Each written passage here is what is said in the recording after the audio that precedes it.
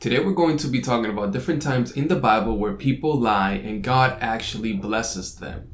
Now we're also going to be looking at our lives and if there are actual times where we ourselves are allowed to lie. What does this have to do with Demon Slayer? Let's find out. Now I believe that there are actual times in our lives when we are allowed to lie, specifically when it comes to saving somebody else's life. Now some of you are already confused because I'm sure you know that there are various different verses in the Bible that look down upon lying, and as Christians are teaching us that we should not lie. So the first thing that I want to do is take a look at some of these verses. Now the first verse that we're going to be looking at is in Exodus 20:16, and this is actually part of the Ten Commandments, and this is what it says: "You shall not bear false witnesses against your neighbor." Now then we're also going to be looking at Proverbs 12:22. And Proverbs 12:22 says the following: "Lying lips are an abomination to the Lord, but those who deal faithfully are his delight." And the last verse that I want us to take a look at is Psalms 101 verse 7. And this is what verse 7 says. Verse 7 says, "He who practices deceit shall not dwell within my house. He who speaks falsely shall not maintain his position before me." Now after reading these verses, I'm sure that a lot of you are asking yourselves like, okay, clearly you're not supposed to lie. So where are you getting this that it's okay for us to lie? So the first example that I want us to take a look at happens in Exodus. Now this takes place before Moses is born. Now what's happening here is that the people of Israel are growing in numbers, and Pharaoh is becoming concerned because they may grow to be too powerful for them to continue to oppress them. So what Pharaoh does is that he calls in 2 of the midwives that tend to these births. So what he says to them is, hey, when you are helping these Hebrew women give birth, I want you to kill any male that is coming out of the womb.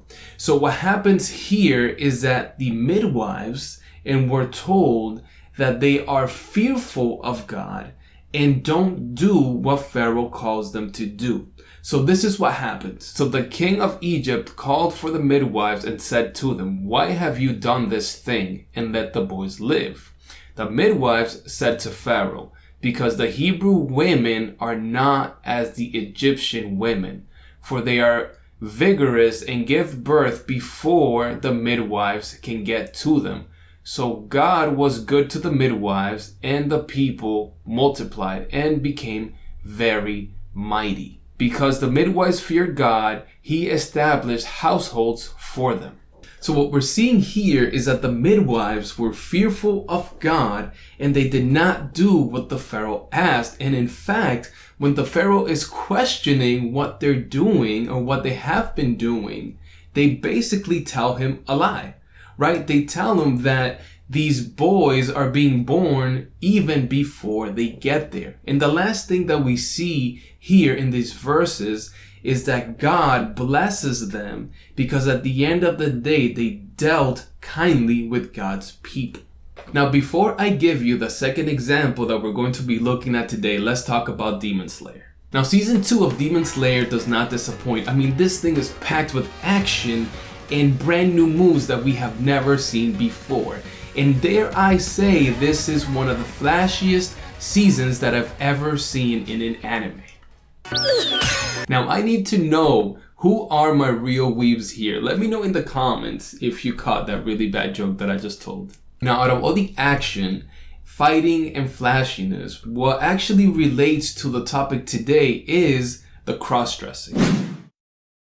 Now for those of you that don't know what's going on in this season, what's happening is that they are a bunch of women that are going missing. And our heroes are pretty sure that this is being done by a demon. So what they do is that they go undercover by dressing up and pretending to be women in order to figure out what is going on. Now, I'm sure that a lot of you did not think about this when you were watching, and I include myself in there. And that is that ultimately, these heroes at the end of the day are lying, right? And lying is not something that we normally attribute and consider when we're thinking of a hero. Now, I'm sure that the reason why none of us question their actions of lying and deceit is because at the end of the day, they're doing what they're doing in order to save lives. And this is similar to what happens in our second example with Rahab. Now, Rahab is a prostitute that lives in Jericho. And what's happening here in the section that we're going to read is that Joshua has sent some spies into Jericho. Now, Joshua is the second leader in command that takes over when Moses dies. Now, Joshua sends these spies over to Rahab's house. Now, what happens here is that the king finds out that these spies have been staying at Rahab's house. So he himself sends some men in order to go figure out what's going on and potentially catch these spies. Now, when the king's men show up at Rahab's house, Rahab actually hides these men, and she tells the king's men that they were there at a point, but they have since left, and she doesn't know where they went. Now, because of Rahab, these spies actually live and are able to return back home. Now look at what Joshua 6:25 says about this. However, Rahab the harlot and her father's household and all she had, Joshua spared, and she has lived in the midst of Israel to this day. For she hid the messengers whom Joshua sent to spy on Jericho. Now ultimately, Rahab and her father's household are saved and are the only ones that survive because she dealt kindly with God's people. Now, I'm not saying in this video that it is okay for us to lie. I'm not saying that at all. In fact, don't go around using this video to justify you lying to other people. Now, check out what Mike Winger, who is a pastor YouTuber, has to say about lying, specifically when he is asked if it's okay for you to tell a white lie. Question 19, Chase Chance says, are white lies okay to spare your spouse's feelings? For example, they ask what someone said and you say, I'm not really sure, but you do remember. I tend to think that white lies like that are a moral compromise. And it seems to me that when we give ourselves permission to use white lies like that, we become untrustworthy, and we're also controlling information for other people.